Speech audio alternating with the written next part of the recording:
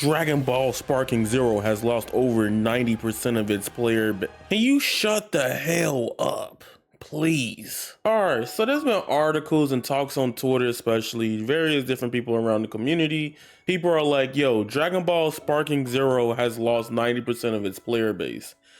I hate talking about this, but it's so frustrating. Like, really, God forbid, it is so freaking frustrating having this conversation every fighting game, bruh. So in today's video, we're gonna talk about why this may be the decrease in players and what this actually means instead of all these clickbait articles, all that BS. It's pissing me off now. All right, let's use Steam charts and let's see if this is actually a bad thing or if it's really as bad as people were saying it is. So Dragon Ball Sparking Zero, we have current players 7,013 and average 32.8k average when the game came out. And obviously that was the last 30 days. If you look at the chart on the right, it says minus 7.2k. If you look at the chart on the right even further, minus 18% of the players. That's not 90% of players. This is why I hate this, because they show you the loss and gain compared to the average in 30 days. Clickbait, because they see one number, they do the math, and then they're like, well, that's the number for the article, 90%. So the big thing of it is the peak players. And man, this is early in the morning. Dragon Ball tailors a lot of audiences, but a lot of younger audiences do play Dragon Ball games as well. So in the morning, usually when it comes to fighting games, a lot of people that play fighting games do not grind them in the morning. Maybe in other parts of the world, but I know in the US, a lot of people are night owls or they play later in the day, right? You can look at this chart and I'm gonna teach y'all how to read Steam charts because 48 hours, right? Like early in the mornings, around like 8 a.m., you see it's at 7,000. Then throughout the day, 2 a.m., people are off. You know, that's normal when it comes to fighting games. Let's use the biggest fighting game right now in the FGC. Let's go ahead and use it. Using Street Fighter 6, right? Even early in the morning, what do you see? The 9 o'clock, 24k. This game is a very bigger game, but literally towards the later parts of the day, during like actual hours of the day, people are not on. But during night, you see a peak rise. Same thing in the dip, 1800 hours. You see Street Fighter 6 at what? 7,000 players early in the morning, or they could have been doing maintenance or something like that. It happens, right? That's a thing. Number one, why do y'all care if a game is losing its player base? Because now y'all start pushing this agenda in people's head that don't actually play a lot of fighting games a lot. You got to realize fighting games are 1-to-1. These numbers, 7,000, 1,000, 500, 200 people, bro. Like even 60 is still crazy. Put this in your head right quick, right? A normal size movie theater can hold up to 100 to 150 people. That's a lot of people in one room, especially for a genre that's just, you need 2 people to play a match. That's a lot of people. If you think about auditoriums, they usually can hold up to what, 400 to 500 based on what I saw on Google. That is a lot of people playing the game. Y'all have this obsession with these gigantic ass numbers for these games when that's not even true at all. Like for example, if you see 7,000 people and this was Overwatch 2, okay, then that'll be a problem. You need 12 people to populate a match. That's in 6v6. In 5v5, you still need 10. You need double-digit players to play one match of Overwatch. And God forbid, I'm not even taking into account the people who keep rage quitting and leaving and stuff like that. That just messes up the ecosystem and flow of games and stuff like that. Now see this Overwatch 2 right here? That has 33k.4 players. In its peak, it has 37k players. An all-time peak on Steam, that's not even the main client people play this game on, y'all. It still got half its player base. So yeah, you could say this is more healthier than Sparking, right? But out of all the smack y'all be doing on Overwatch, people are still playing Overwatch, bro. Like, now I'm gonna show y'all my personal favorite anime game of 2024 that this could be bad to look at like this. I can understand people dooming about this one. All right, Jujutsu Kaisen Curse Clash. This game has 35 players on the game total. See, 35 playing 40 minutes ago, 35 in 24 hours. And that sucks, right? I'm explaining why this is more of a problem for games with more players than just general fighting games with 1v1. Since Jujutsu Kaisen Curse Clash is a 4-player game because it's 2v2, you need 4 people to play this game at a time. Based on Steam charts, if you want to use the data from that at that current point in time, you have at least 35 divided by 4 players, potentially 8 matches or 9 matches almost in rotation at a time in the whole game's online server currently. And that's frustrating because that takes longer for queues to find games, and it is a problem in more games with more players because you need more people to successfully play the game. But fighting games is just a peer-to-peer experience. I use my other favorite fighting game, and I arguably think this is probably one of the best fighting games in the last decade. You see BlazBlue Central Fiction? This has 205 people playing it 18 minutes ago in the peak of 257 in 24 hours. Mind y'all, this game came out in freaking 2016. To me, this is beautiful. You know how old that is? We almost going on 10 years of this game. This 8-year-old game still has a player base of 200 plus players, bro. 200 plus players. To me, that's eternal. Not dead, because literally you only need one of those other people to play with to play the game with you. Which is why I hate Steam charts. And then Steam is so stupid because Steam is not representative of the whole player base. It doesn't tell us that it adds crossplay. It doesn't tell us that it has X type of thing in it. It doesn't do that for us, right? So just because if a game doesn't have crossplay or something like that, you could use it. All right, I can let you run the argument. But just because one platform ain't crazy doesn't mean PlayStation or Xbox ain't.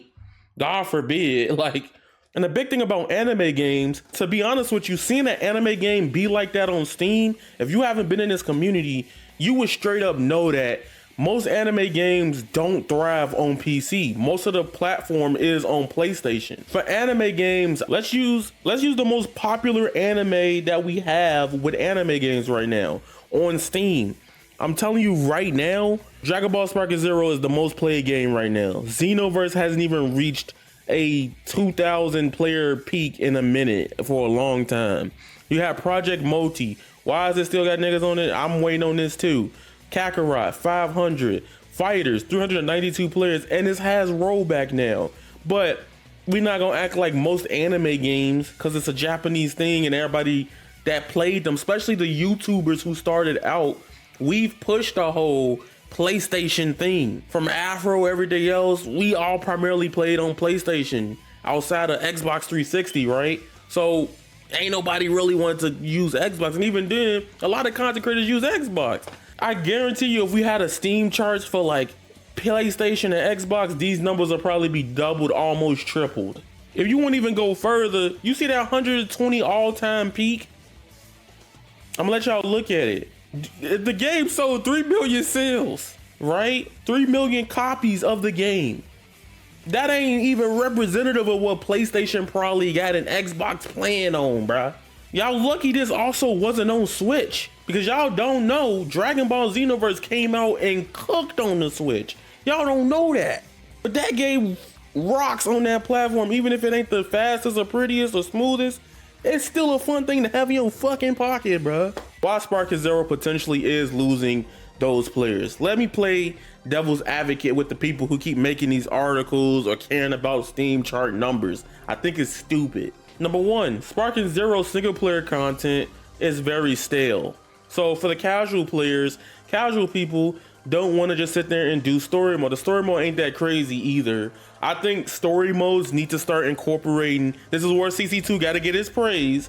Their story modes are always fun, even if they have little irritating instances in them, because you get to play the game and you get this cinematic experience none like no other. Kakarot, for example, pushes the boundaries because, yeah, you might see the same story that you played through or read through 1,000 times, but CC2 made like a raccoon fight one of the best things to ever see in a Dragon Ball game. How y'all do that? You know? The what if segments for a lot of people is very hard, I've heard. I haven't touched story mode personally, but I heard they're very hard for a lot of them to get certain conditions to be met. After you beat that, there's custom battles. And at some point, I think Spike Chunsoft or Spike's idea was to bring custom battles in to be this creative thing. But I think they're even banning like the mod side of things with custom battles on PC recently, right? So like certain things you just can't do for custom battles now. So that probably could have turned the player base off 100%. And I understand security reasons, etc. But that's another reason why I strongly feel like multiverses dwindled down. When they got rid of the modding scene for multiverses, I feel like that's when the game started the downfall. Because even if you didn't like the general characters or how it looked, they had some of the best mods for the game. You had Sasuke, All Might and shit in multiverses, and they got rid of it. Side of that, there's nothing to do but play with your friends and rank battles. World tournaments cool, but at some point you'll just be able to rather just do a lobby and just rotate between the players. Like if you look at it, and if you've played Demon Slayer Hinokami Chronicles, this is the same exact game. It's pretty with style, but it doesn't have that substance for people to keep playing every day like a Xenoverse has. Xenoverse as a game, I don't like how it plays in its PvP and its multiplayer, but the package, the content, even I'm talking about day one Xenoverse, is broken. You have so much to do. You got story mode that's interesting to a degree, even if you don't like the result of it. It was interesting to go through it in Xenoverse 2. You got parallel quests and stuff like that. You had raids, and then you had PvP with singles, teams. You could do so many different ways to play Xenoverse. It's limitless. It made sense Xenoverse lasting almost 10 years at this point. Sparking Zero needs to, number one, Sparking Zero needs to add a player queue. I've been complaining about this since the game came out. The fact that the game doesn't have a player queue is stupid. Why can't I just only queue up for rank matches? If I try to go to a player match, it sends me to a lobby. And God forbid, I'm not hating on lobbies because we got so many games that do not have lobbies day one. But not having a player match queue makes everything feel sweaty for the casual player that already feel like this game is a broken mess or piece of cheese or piece of shit or something like that.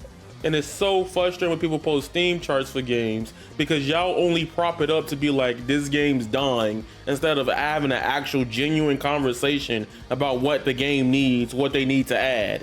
I've dealt with this with so many years in every other fighting game, and I'm at the point, I'm gonna be honest with you, I don't care if shit gets me the bag. I don't care if shit is pretty, okay? I'm gonna have fun with what I'm gonna have fun with. Y'all gonna do this shit with Hunter x Hunter.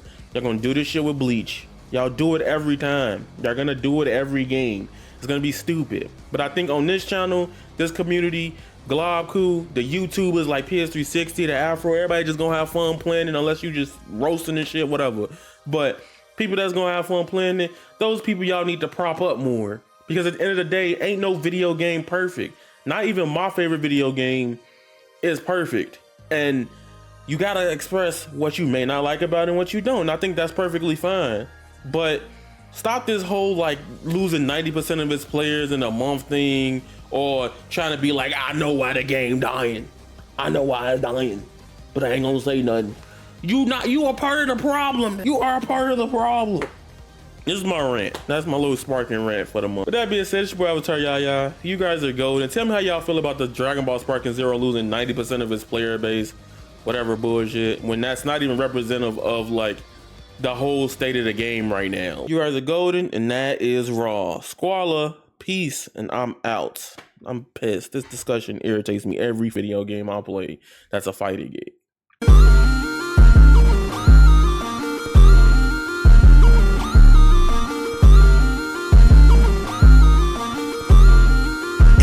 Never felt like this. Yeah, yeah, yeah, yeah, yeah, yeah, yeah, yeah, yeah. Maybe it's the death of me.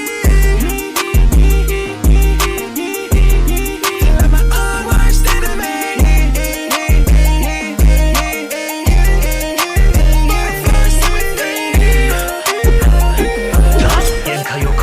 All right, who's next? Let's see who's stronger.